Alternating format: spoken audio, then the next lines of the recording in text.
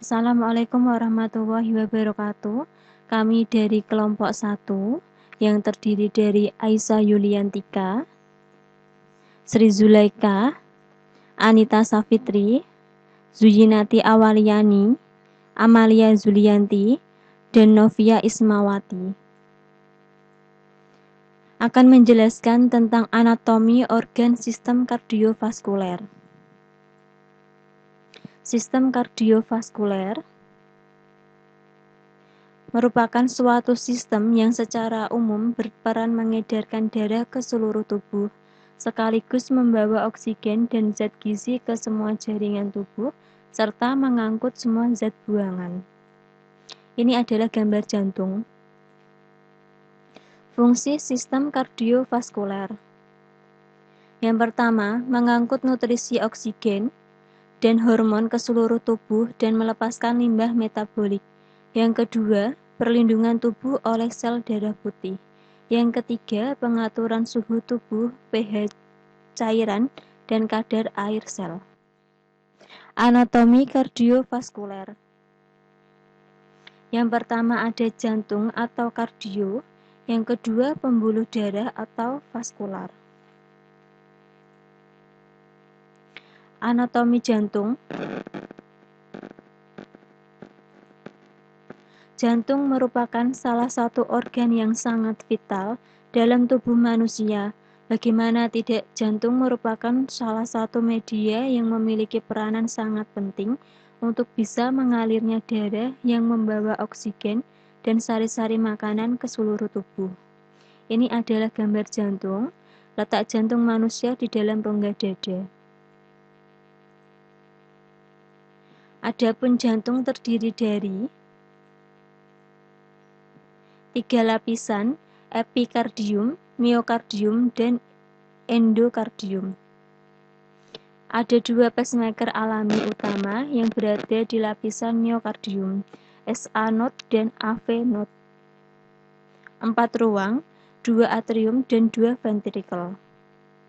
4 katup, katup atrioventrikuler, tricus pedialis dan mitra, katup semilunar, pulmonal dan aorta. Pembuluh darah koroner menyuplai darah untuk otot-otot jantung. Pembuluh darah arteri yang kerap dipalpasi untuk mengetahui adanya kerja nadi atau tidak adalah: yang pertama ada arteri radialis, yang kedua ada arteri brachialis, yang ketiga arteri karotis, yang keempat arteri femoralis, yang kelima arteri popliteal, yang keenam arteri dorsalis pedis. Kelistrikan jantung dibedakan menjadi beberapa fase. Ada fase istirahat, fase depolarisasi cepat, fase repolarisasi parsial, fase plateu, fase repolarisasi cepat.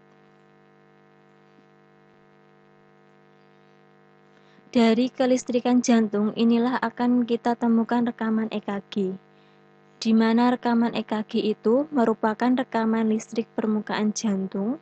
Ketika rekaman listrik permukaan jantung pada EKG ini terlihat datar, itu menandakan ketiadaan aktivitas jantung itu sendiri. Karakteristik pembuluh darah. Yang pertama, arteri. Arteri atau pembuluh nadi adalah pembuluh darah berotot yang membawa darah dari jantung. Arteri terdapat di kepala, batang badan, di ekstremitas atas dan ekstremitas bawah. Fungsi dari arteri, yang pertama, membawa darah bersih dari jantung. Yang kedua, mengedarkan oksigen dan nutrisi ke seluruh tubuh. Yang ketiga, membantu proses pengeluaran zat berbahaya, contohnya karbon dioksida keluar tubuh. Yang keempat, menjaga keseimbangan komponen-komponen penting dalam darah seperti protein, zat kimia, faktor kekebalan tubuh, dan sel. Struktur dan anatomi arteri. Sistem sirkulasi arteri dibagi menjadi dua cabang. Yang pertama, arteri sistemik dan arteri pulmonaris. Arteri sistemik membawa darah mengandung oksigen dari jantung ke seluruh tubuh. Arteri pulmonaris membawa darah tanpa oksigen dari jantung ke paru-paru. Lapisan terluar arteri disebut tunika eksterna, tersusun dari serat kolagen dan jaringan elastis. Lapisan selanjutnya terdapat tunika media, tersusun atas otot polos, serat kolagen, dan jaringan elastis. Lapisan terdalam adalah tunika intima, tersusun dari sel endotelial, serta lapisan kolagen yang kaya dengan elastis di arteri elastin. Darah tersebut mengalir di dalam rongga yang disebut lumen. Yang kedua adalah kapiler.